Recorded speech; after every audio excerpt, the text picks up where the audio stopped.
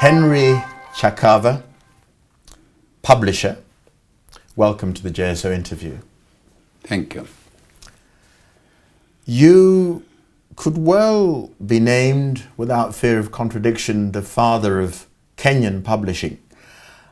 You were amongst the first African editors to join a house called Heinemann, and you'll tell us more about that later.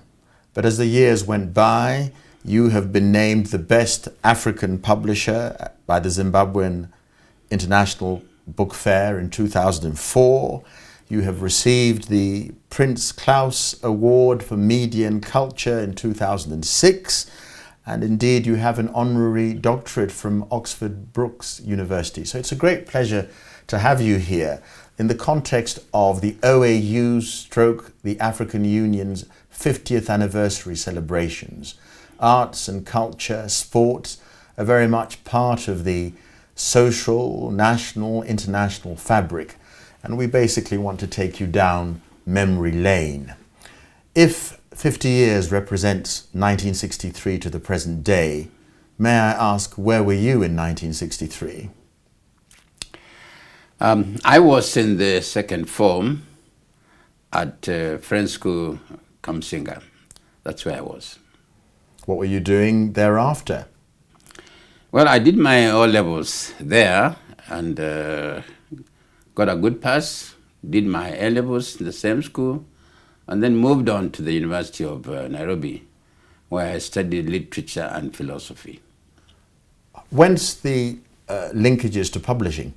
First job, which became the lifetime job? That was accidental, if I may say so. I actually had intended to pursue an academic career. And I took a temporary job at Heinemann office in Nairobi, waiting to go and do a master's abroad. And things moved very quickly in Heinemann, because before the end of that year, I was working in London as a trainee, an editorial trainee for Heinemann. I came back after about 6 months, a bit more than that, and I was made publishing manager, the first local publishing manager for Heinemann. That was in 1974. 1974, we talked about going down memory lane. There is something called the African Writers Series. I'd leave it to you to describe to those who don't know anything about it what that was. What was the African Writers Series brought about by Heinemann Publishers?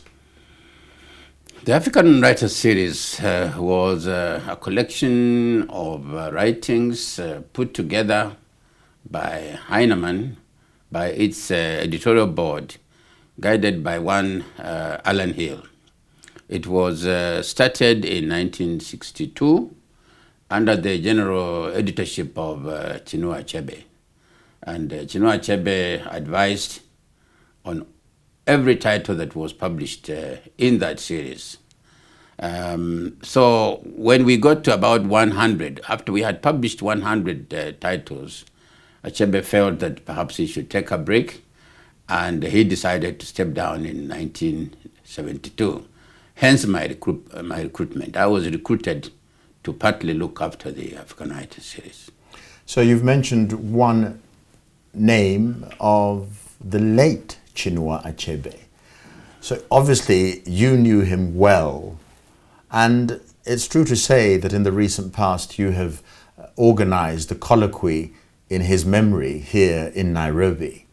What would you say to the general public was your memory of Achebe, the man?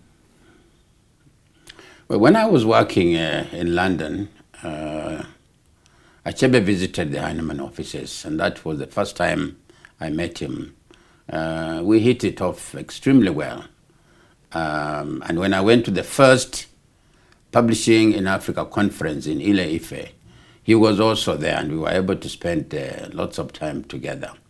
Early in 1974, when there was a Commonwealth Writers Workshop in Kampala, he was there too, and I went, and really that's when I can say we became very good friends. So did he fit into the great mold of the self-absorbed writer, distanced from the general public, thinking deep thoughts, not suffering fools gladly? Was this how you remember him? I would say no. He was a very simple man, very simple, easy to communicate, easy to please. Although what you've just said, yeah, he did appear to contemplate a lot. He would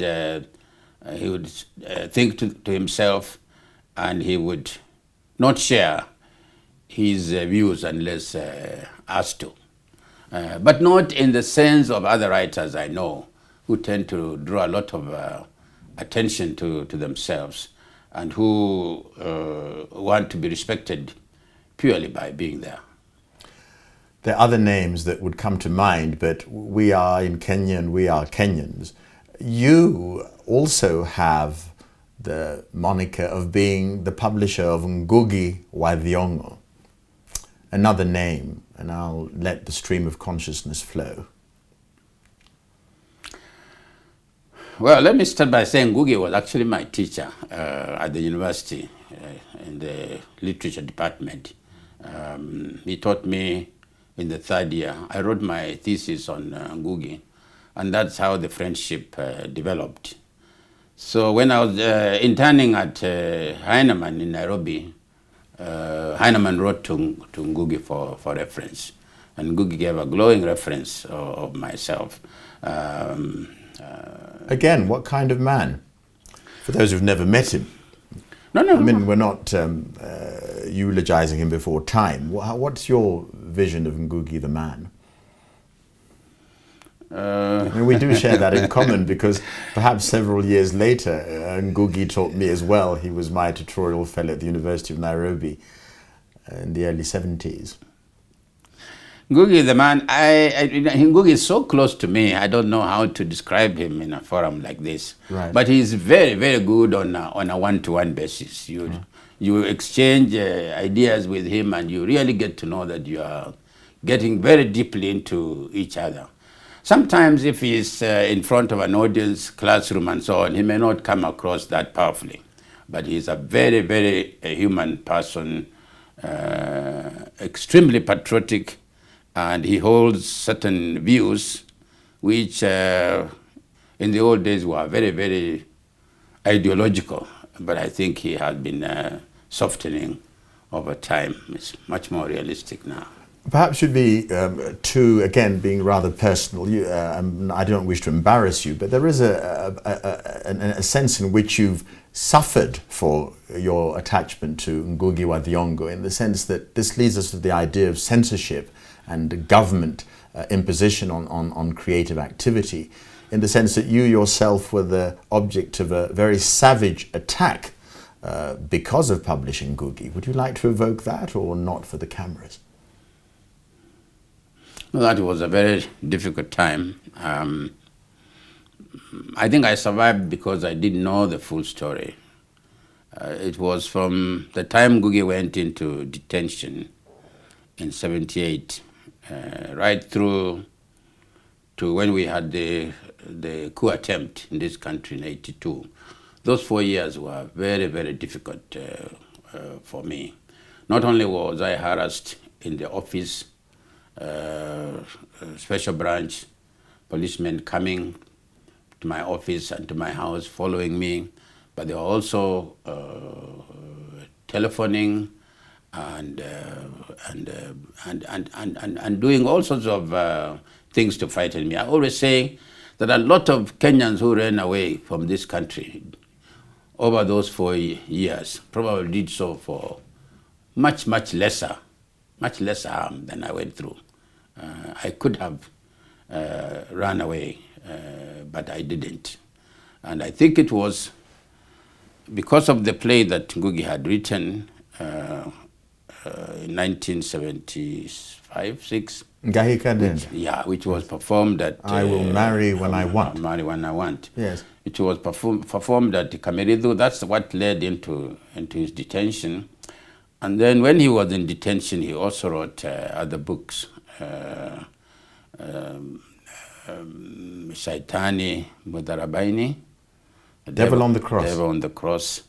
And I think he perfected that play for publication. So when I published them in 1980-81, I was a target.